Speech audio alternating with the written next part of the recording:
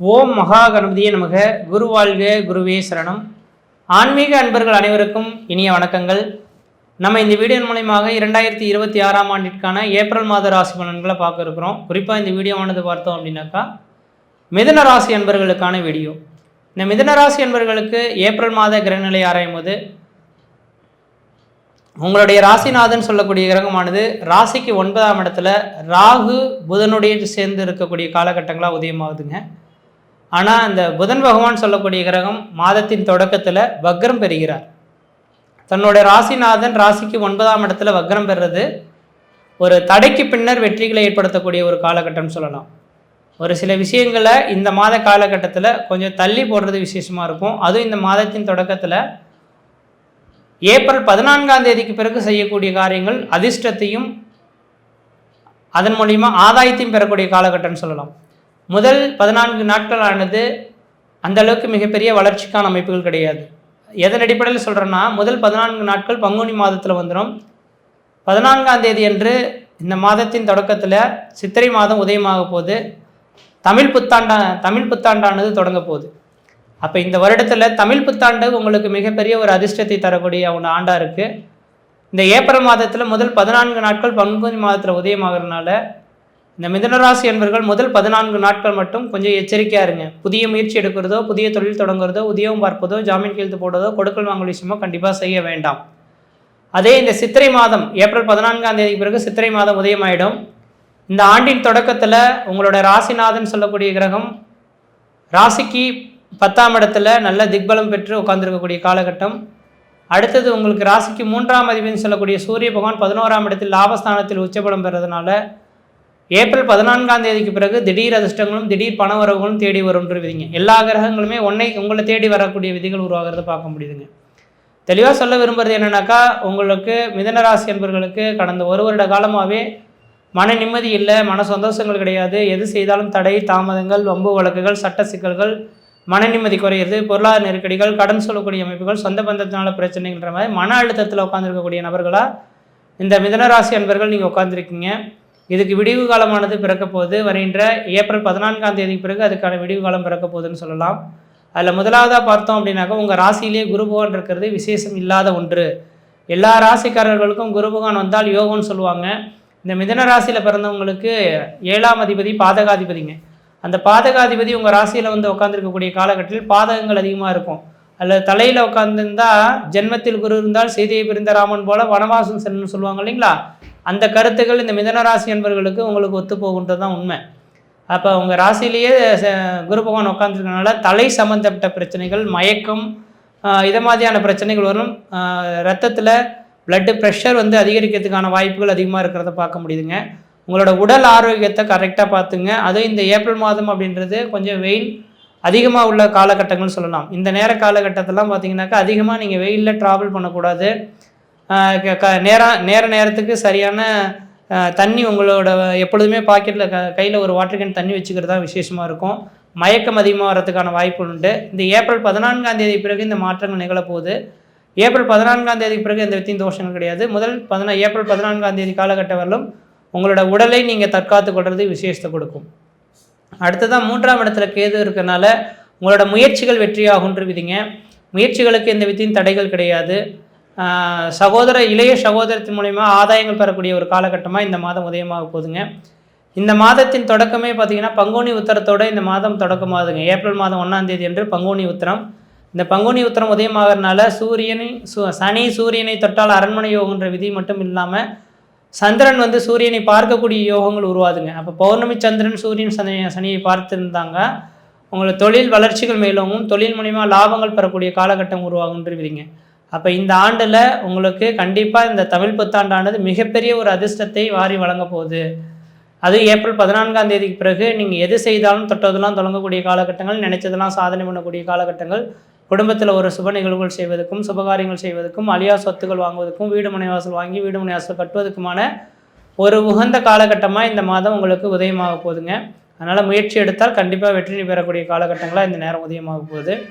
அடுத்து உங்கள் ராசிக்கு 10ஆம் இடத்துல செவ்வாயும் புதன் ராகு இணைவானது இருந்துகிட்ருக்கு. இதில் செவ்வாய் பகவான் சொல்லக்கூடிய உங்கள் ராசிக்கு 6ஆம் அதிபதினு சொல்லக்கூடிய இந்த செவ்வாய் பகவான் ஏப்ரல் 2ஆம் தேதிக்கு பிறகு உங்கள் ராசிக்கு 10ஆம் இடத்துக்கு வர இருக்கிறார். இந்த 10ஆம் இடத்துல அவர் திக்பலம் பெறதுனால ஒருவேளை நீங்கள் அரசு உத்தியோகத்துக்காக எதிர்பார்த்து காத்துட்ருக்கீங்கன்னா வருகின்ற ஏப்ரல் 2ஆம் தேதிக்கு பிறகு அது சம்மந்தமாக முயற்சி எடுத்தால் அரசாங்கத்தின் மூலியமாக ஆதாயங்கள் பெறக்கூடிய ஒரு காலகட்டமாக இந்த மாதம் உங்களுக்கு உதயமாக போகுது. அடுத்தது பார்த்தோம் அப்படின்னாக்கா உங்களோட ராசிக்கு 9ஆம் இடத்துல புதன் வக்ரம் பெற்று உட்காந்துருக்கார். ராசிநாதன் வக்ரம் பெறுறது விசேஷமான அமைப்புகள் கிடையாது. ஏப்ரல் 14ஆம் தேதிக்கு பிறகு வக்ர நிவர்த்தி அடைஞ்சிரும். அதுக்கு பிறகு ஒரு சில விஷயங்களை முயற்சி எடுத்துக்கொள்ளுங்க. 9ஆம் இடத்துல ராகு இருந்தால் தந்தை வழி, பாட்டன் வழி, முப்பாட்டன் வழி சொத்து சுதந்திரம் மூலியமாக ஆதாயங்கள் பெறக்கூடிய ஒரு காலகட்டமாக உதயமாகுது. வெகு நாட்களாக பிரிக்கப்படாத தந்தை வழி சொத்துக்கள் ஏதாவது இருந்தால் இந்த நேரத்தில் பிரித்து அதன் மூலிமா ஆதாயத்தை பெறக்கூடிய ஒரு காலகட்டங்களை உருவாகும். அதுக்கான முயற்சிகள் எடுத்தால் வெற்றி பெறக்கூடிய அமைப்புகள் உண்டு. உங்கள் ராசிக்கு 10ஆம் இடத்துல செவ்வாய் பகவான் 2ஆம் தேதிக்கு பிறகு வந்ததுனால சனி, செவ்வாய், சூரியன் 3 கிரகங்களும் 10ஆம் இடத்துல தொடர்பு என்று பௌர்ணமி சந்திரனோட அமைப்புகள் இந்த நேரத்தில் உதயமாகறதுனால கண்டிப்பாக குறித்து வேணாலும் வச்சுக்கிங்க. அரச பதவியில், அதிகார பதவியில் உட்காரக்கூடிய ஒரு மனிதர்களாக இந்த மிதனராசி என்பவர்கள் உதயமாக போகிறீங்க வருகின்ற ஏப்ரல் மாதம் 14ஆம் தேதிக்கு பிறகு. அதனால் எந்த அளவுக்கு முயற்சி எடுக்கிறீங்களோ அந்த அளவுக்கு இந்த மாதம் வளர்ச்சி பெறக்கூடிய மாதமாக இருக்குது. உங்களோட 5ஆம் அதிபதி 11ஆம் இடத்துல இருக்கிறனால உங்களோட குலதெய்வத்தின் பரிபூர்ண அருளும் கிடைக்கக்கூடிய காலகட்டமாக இருக்குது. இந்த மாத காலகட்டத்தில் நீங்கள் எடுக்கக்கூடிய முயற்சிகளிலும் சாதகமாக இருக்குது. முதல் 14 தேதிக்கு பிறகு செய்கிறது விசேஷத்தை கொடுக்கின்றீங்க. மற்ற விதத்தில் உங்களுக்கு எந்த விதத்தையும் தோஷங்கள் பாதிக்க முடியாது. சீரும் சிறப்புமாக இருப்பீங்க, நலமாக இருப்பீங்க. நன்றி, வணக்கம். எல்லோருக்கும் வணக்கங்க. நான் பாரம்பரிய ஜோதிடர் ரவிக்குமார். இப்போ நாம் பார்த்துக்கிட்டு இருக்கக்கூடிய ஒரு தலைப்பு பார்த்தீங்கன்னா ஏப்ரல் மாதத்துக்கு உண்டான மாத பலன்களை பற்றி தான் இந்த காணொலியில் பார்த்துட்ருக்குறோம். அப்போ இந்த ஏப்ரல் மாதம் மிதுன ராசியில் பிறந்த உங்களுக்கு எந்த மாதிரியான ஒரு மாற்றங்களை கொடுக்க போகிறார் அப்படின்னு பார்த்தீங்கன்னா, பொதுவாக ஏப்ரல் மாதம் கிட்டத்தட்ட ஒரு சில ராசிக்காரங்களுக்கு இது நல்லா இல்லைங்க. ஆனால் உங்களுக்கு பார்த்தீங்கன்னா நல்லா இருக்கு, சூப்பராக இருக்கு. இதுக்கு ஆதாரம் முதல்ல என்ன அப்படின்னு பார்த்தீங்கன்னா 4 விஷயங்கள் சொல்லலாம். இந்த ஏப்ரல் மாதம் உங்களுக்கு நல்லா இருக்குன்னு சொல்கிறதுக்கு 4 காரணங்கள் சொல்லலாம். அதில் முதல் காரணம் என்ன தெரியுங்களா? அதாவது உங்கள் ராசிக்கு அதிபதி புதன் பகவான் கடந்த ஒரு 1.5 மாதமாக அவர் வக்கரத்தில் இருந்தாருன்றது எல்லாருக்குமே தெரியும். அந்த புதன் பகவான் இப்போ வக்கரம் நிவர்த்தி அடைஞ்சிட்டார். இது ஒரு நல்ல வாய்ப்பு. ஏன்னா நம்ம ராசிக்கு அதிபதி அவர் வக்கரத்தில் போய் உட்காரும் போது இயல்புக்கு மாறாக தானே அவர் வேலை செய்வார். அதனால தான் மிதுன ராசிக்காரங்களுக்கு ஒரு 1.5 மாதமாகவே தொழில் ப்ரெஷர், தொழில் முடக்கம், பண கஷ்டம், படிப்பில் தாமதம், எடுத்து வைக்கிற கால் வைக்கிற இடமெல்லாம் கண்ணிவிடின்னு சொல்கிற மாதிரி நிறையா குழப்பத்தில் இருந்திருப்பீங்க. அந்த குழப்பம் இதுக்கு மேலே உங்களுக்கு தேவையில்லை. ஏன்னா புதன் பகவான் வக்கரம் நிவர்த்தி அடைஞ்சிட்டார். அப்படிங்கும்போது இதுக்கு மேலே உங்களுக்கு அறிவு, யோசனை, அதாவது பேச்சு திறமை, டேலண்ட் இதெல்லாம் அதிகமாக நீங்கள் யோசிக்க ஆரம்பிச்சிருவீங்க. அதனால் இதுக்கு மேலே உங்களுக்கு புதன் பகவான் இயல்பு நிலைக்கு வந்ததுனால உங்களுக்கு இது ஒரு நல்ல மாற்றத்தை கொடுக்க போகிறார். 1. 2வது காரணம் பார்த்தீங்கன்னா, உங்கள் வீட்டில் உட்காந்துருக்கக்கூடிய குரு வக்கரத்தில் இருந்தார். அதனால் பார்த்தாலும் 4 மாதமாக கஷ்டம். அதாவது நவம்பர் மாதம் 2025 நவம்பர் மாதம் 11ஆம் தேதியிலிருந்து அடுத்தது பார்த்தீங்கன்னா இந்த 2026 மார்ச் 11 வரைக்கும் கரெக்டாக 4 மாதம். ஏன்னா குரு உங்கள் வீட்டில் ஜென்ம குருவாக உட்காந்து அவர் வக்கரம் அடைஞ்சதுனால எனக்கு தெரிஞ்சு நிறைய பேருக்கு விபத்து, நஷ்டம், தண்டம் கட்டியிருப்பீங்க. வீண் சொல்லு, கணவன் மனைவிக்குள்ள அண்டர்ஸ்டாண்டிங் இல்லாமல், கருத்து வேறுபாடுனால, அதாவது எதை சாப்பிட்டா நம்ம கிட்டத்தட்ட பித்தம் தெளியுமோ அப்படின்ற மாதிரி நிறைய மன உளைச்சலுக்கு ஆளாயிருப்பீங்க. அதனால் எனக்கு தெரிஞ்சு புதன் வக்கர நிவர்த்தி அடைஞ்சது ஃபஸ்ட்டு உங்களுக்கு ஒரு நன்மை. அடுத்தது குரு வக்கர நிவர்த்தி அடைஞ்சது அதை விட ஒரு நல்ல நன்மை. இது போக உங்களுக்கு பார்த்துட்டீங்க அப்படின்னா புதன் பகவான் பொதுவாக பார்த்தீங்க அப்படின்னா இப்போ எத்தனாம் இடத்துல இருக்கிறாரு? 9ஆம் இடத்துல இருக்கிறாரு இயல்பு நிலையில். அப்போ 9ஆம் இடம் சொல்கிறது என்ன? பாக்கிய ஸ்தானம். அப்போ பொதுவாக ரொம்ப நாளாக எதாவது இடம் வாங்கலாமா, வீடு கட்டலாமா, தொழில் ஆரம்பிக்கலாமா, இல்லை புதுப்பிக்கலாமா, இல்லை எதை செஞ்சால் நமக்கு நல்லா இருக்கும், ஒரு மன குழப்பத்திலேயே இருந்த மிதுன ராசிக்காரங்களுக்கு கண்டிப்பாக இந்த மாதம் உங்களுக்கு ஓரளவுக்கு நல்ல மாற்றங்கள் கொடுக்க போகிறார். இதில் மாற்றமே இல்லை. சரிங்களா? ஏன்னா இப்போ 9ஆம் இடத்துல இருக்கக்கூடிய புதன் பகவான், அதாவதுன்றது அடுத்தது 10ஆம் இடத்துக்கு வரும்போது புதன் பகவான் வந்து நீச்சம் அடைஞ்சிருவார். அதனால் நம்ம என்ன பண்ணணும்னா, நம்ம ஜாதகம் நல்லா இருக்குதா, ஏன்னா புதன் பகவான் வந்து நீச்சம் அடைகிற ஒரே ஒரு வீடு எதுன்னு பார்த்தா மீனராசி மட்டும்தான். 11ஆம் தேதி புதன் வந்து நீச்சம் அடைஞ்சு 30ஆம் தேதி தான் மீனத்திலிருந்து மேசத்துக்கு மாறுறாரு. அப்போ இந்த 20 நாள் பார்த்தீங்கன்னா அதுதான் உங்களுக்கு வந்து பாதகமாக இருக்குமே தவிர மற்றது அனைத்துமே உங்களுக்கு எனக்கு தெரிஞ்சு சாதகம் தான். சரிங்களா? அதே அடுத்தது வந்து பார்த்துட்டீங்க அப்படின்னா உங்களுக்கு சூரியன் இப்போ 10ல் இருக்கிறார். அற்புதமான வாய்ப்பு. அதாவது ஒவ்வொரு மாதமும் வரவு செலவு நிர்ணயிக்கிறதெல்லாம் யாருன்னா சூரியன் தான். அந்த சூரிய பகவானே உங்களுக்கு 10ஆம் இடத்துல, அதுவும் தொழில் ஸ்தானத்தில் இருக்கிறாரு. பார்த்தீங்களா? ரொம்ப நல்லது.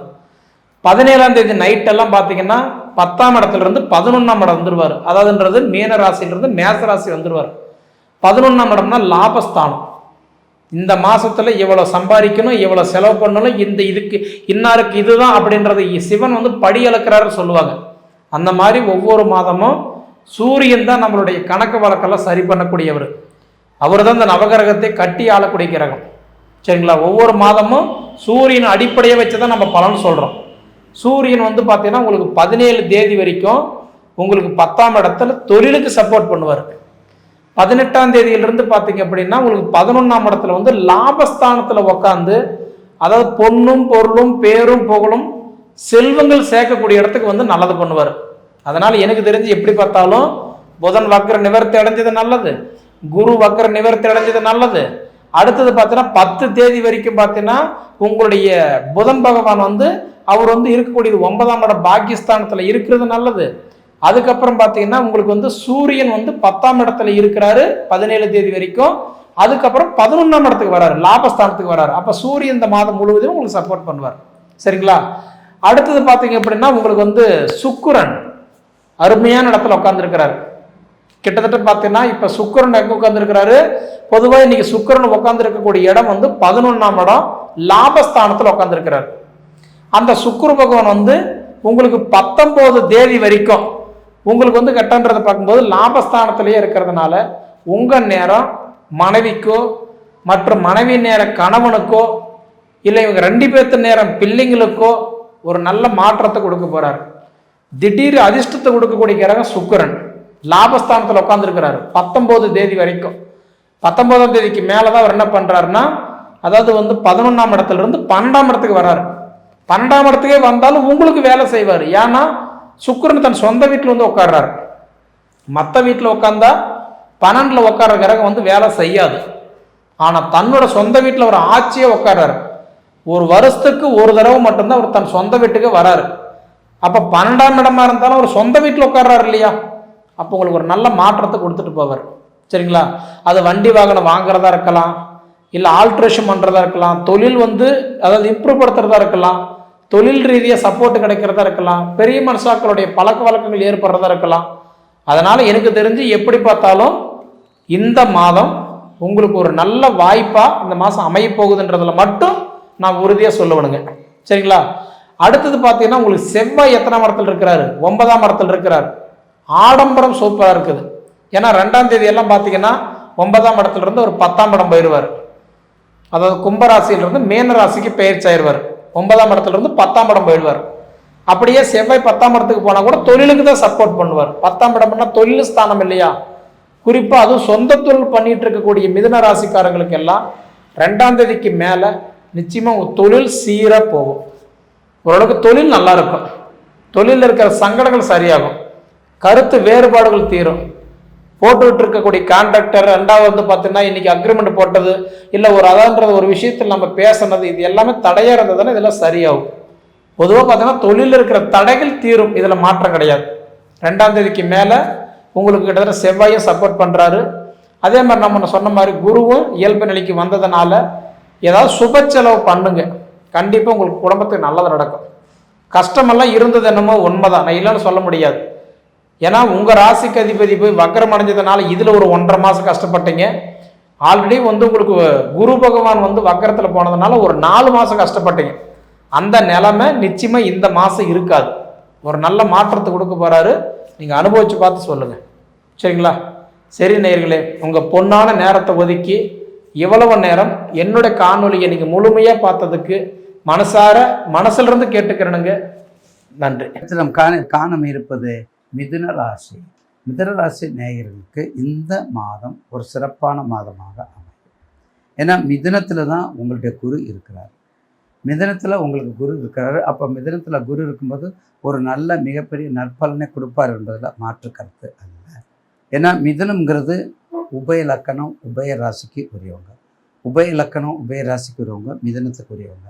அப்போ அப்படி இருக்கும்போது நிச்சயமாக ஒரு நல்ல பலனை உங்களுக்கு கொடுப்பதில் எந்த மாற்று கருத்தும் அல்ல. எனவே தயவுசெய்து மிதுனத்துக்குரியவர்கள் இந்த 1/4/2026 ஒரு அற்புதமான மாதமாக உங்களுக்கு அமையும். கடந்த காலங்களில் நிறைய பேர் காலில் கூட கேட்டாங்க, திருவாதிரை மிதுன லக்கணம், மிதுன ராசி கல்யாணமே ஆகலைன்னு சொல்லி. கல்யாணம் ஆகலை, மிதுனம் உபயம்தான், நான் இல்லைன்னு சொல்லலை. அதே சமயத்தில் உங்கள் உபய லக்கணம், உபய ராசிக்கு ராசிநாதன் எங்கே இருக்காரு, லக்னாதிபதி எங்கே இருக்காரு, 2க்கு உரியவர் 7க்கு உரியவர் எங்கே இருக்கார், அது ரொம்ப முக்கியம்.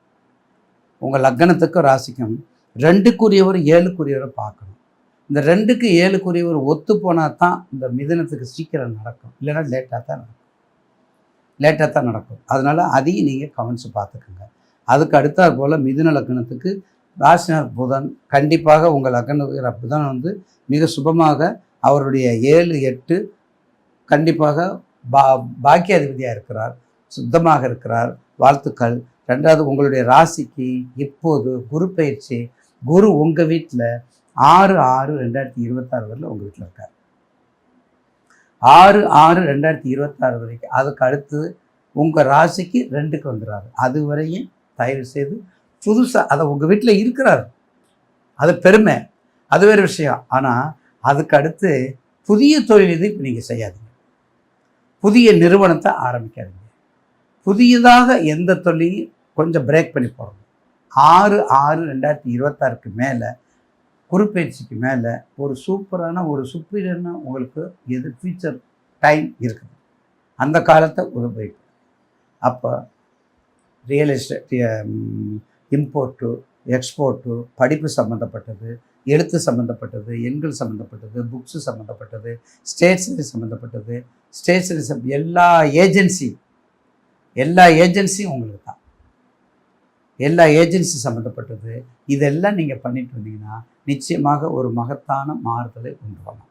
இப்போதைக்கு புதுசாக அப்படியே கொண்டு வந்துட்டு அப்புறம் என்ன செய்யணும், 6/6க்கு மேலே தான் குரு பயிற்சி வரும்போது அப்போ உங்கள் ராசிக்கு 2க்கு வந்துடும்போது மிக அற்புதமான யோக பலனை கொடுப்பார். இப்போ உங்களுக்கு கர்மத்துக்குரியவர், ப்ரொஃபஷனலுக்குரியவர், ஜாப்புக்குரியவர் சனீஸ்வரர் 10ல். அப்போ 10ல் அதாவது பொருளை கொடுக்கக்கூடியவர், அந்த தொழிலின் அதிபதி, அந்த உழைப்பாளி, அந்த முதலாளி என்று சொல்லக்கூடியவர், அவர் நல்ல ஸ்ட்ராங்காக இருக்கார் மீனத்தில். அதனால கண்டிப்பாக 10ல் இருக்கிறதுனால உங்களுக்கு பதவியை கொடுத்தே தீர்வார், ப்ரொமோஷன் கொடுப்பார், வேலை வாய்ப்பை கொடுப்பார், குறிப்பாக வெளிநாட்டை கொடுப்பார். அதில் மாற்றுக்கிறத வெளிநாட்டை கண்டிப்பாக கொடுப்பார். அதே மாதிரி பெண்கள் சம்மந்தப்பட்ட தொழில், கலைகள் சம்மந்தப்பட்டது, அறிவுபூர்வமான சம்மந்தப்பட்டது, படிப்பு சம்மந்தப்பட்டது, உயர்கல்வி வெளிநாட்டில் போய் படிக்கிறது. ஏன்னா குருவேர் அங்கே இருக்கார், குருவேர் இருக்கார். அப்போ எல்லா கோச்சாரத்தில் குரு இருக்கிறனால வெளிநாட்டில் போய் படிக்கிறது, இந்த மாதிரி எல்லாம் உங்களுக்கு வந்ததுன்னா கண்டிப்பாக இந்த மாதிரி உங்களுக்கு வேண்டிய அதை மாதிரி ஜெராக்ஸ் மிஷின் இருக்குது பார்த்தீங்களா, இந்த ஜெராக்ஸ் எடுத்து பார்க்கலாம். ஜெராக்ஸ் மிஷின், மெஷினரி ஐட்டங்கள், அதுலேயும் கூடுமானவரை கூட்டு தொழில் வேண்டாம், பார்ட்னர்ஷிப்பு சேர்க்காதீங்க. அதாவது மிதுனம், கன்னி, தனுசு, மீனம் பார்ட்னரே நீங்கள் பேசாதீங்க. என்னை பொறுத்தவரையில் பார்ட்னரை பேசுனீங்க நான் பொறுப்பு இல்லை, அப்படி தான் சொல்லணும். அந்தளவுக்கு தாக்கத்தை, அந்தளவுக்கு கஷ்டத்தை, அந்தளவுக்கு வருமான குறைவை கொடுக்கக்கூடியது, தடையை கொடுக்கக்கூடியது. 4 பேருமே வில்லங்கம் பிடிச்சவங்க, அப்படி இருக்கும்போது நம்ம என்ன பண்ண முடியும், கொஞ்சம் எச்சரிக்கையாக இருக்க வேண்டும், கொஞ்சம் எச்சரிக்கை மணியாக இருக்க வேண்டும். அப்படி இருந்து வந்தால் மிதுன ராசி நேயர்களுக்கு 1/4/2026 நிச்சயமாக ஒரு சுப பலனை கொடுக்கும். ஏன்னா குரு அவர் வீட்டில் இருக்கார், உங்கள் ராசிநாதனும் பாக்கியாதிபதியாக இருக்கார், 10ல் சனி இருக்கார். அப்போ எல்லா பாவங்களும் நல்லா இருக்குது. அப்போ எது கெட்டு போயிருக்கணும்? உங்கள் ஜாதகம். உங்கள் ஜாதகத்தில் திசாபத்தி, உங்கள் ஜாதகத்தில் திசாபத்தி எப்படி இருக்குது, அந்தரம் எப்படி இருக்குது, சூட்சமம் எப்படி இருக்குது, இப்போ நம்ம என்ன செய்ய போகிறோம், அப்போ கோச்சார பலன் நமக்கு நன்மை கொடுக்குமா தீமையை கொடுக்குமா, இதெல்லாம் எண்ணி பார்த்து நம்ம செய்ய வேண்டும். அப்படி செஞ்சால் உறுதி வெற்றி உறுதி. ஆக மிதுனத்துக்கு ஏற்கனவே எல்லாத்துலையும் சொல்லியாச்சு. மிருகசீர்ஷ நட்சத்திரம், புனர்பூச நட்சத்திரம், அடுத்த திருவாதிரை. இந்த திருவாதிரை பிறக்கிறவங்களுக்கு ஒரு தனிப்பட்ட செல்வம், வாய் பேசுகிறது, அறிவு, ஒரு சொல்லுக்கு 2 சொல்லு ஏற்றி பேசுகிறது, இறக்கி பேசுகிறது, ரொம்ப மேலே போயிட்டா கீழே விழுகிறது, கீழே வந்துட்டு அப்புறம் மேலே எழுதுறது, இந்த மாதிரியெல்லாம் சர்வசாரமாக செய்யக்கூடியவங்க. ஏன்னா ஆதிரை 27 நட்சத்திரத்தில் திருவோணமும் திருவாதிரை எண்ணிக்கையில் நமக்கு முதலாவதாக இருக்கக்கூடியது, எண்ணிக்கையில் நமக்கு முதலாக இருக்கக்கூடாது. அப்போ அப்படிப்பட்ட நட்சத்திரம் கண்டிப்பாக உங்களுக்கு ஒரு சுப்பீரியர் போஸ்ட், ஒரு சுப்பீரியர் லைஃப், ஒரு சுப்பீரியருடைய பழக்க வழக்கம், ஒரு சுப்பீரியருடைய டெவலப்மெண்ட்டை கொடுக்கும், ஒரு டெவலப்மெண்ட்டை கொடுக்கும். அதில் மாற்று கருத்து இல்லை. அப்போ மிதுனராசி நேயர்களுக்கு நிச்சயமாக வெளிநாடை மறந்துடாங்க, வெளிநாட்டுக்கு போகிறதுக்கு எந்த காலத்தையும் மறந்துடாங்க. நிச்சயமாக ஒரு நல்ல வாய்ப்புன்னு நீங்கள் பயன்படுத்திக்கோங்க. அதில் அடுத்து மிதுனராசி நேயர்களுக்கு கண்டிப்பாக மதுரை சென்று ஒரு முறை வழிபடும். மதுரைக்கு போயிட்டு வாங்க ஒரு தடவை. அது மதுரைக்கு செல்வது மாதிரி திருச்செங்கோடுக்கு ஒரு முறை போயிட்டு வாங்க.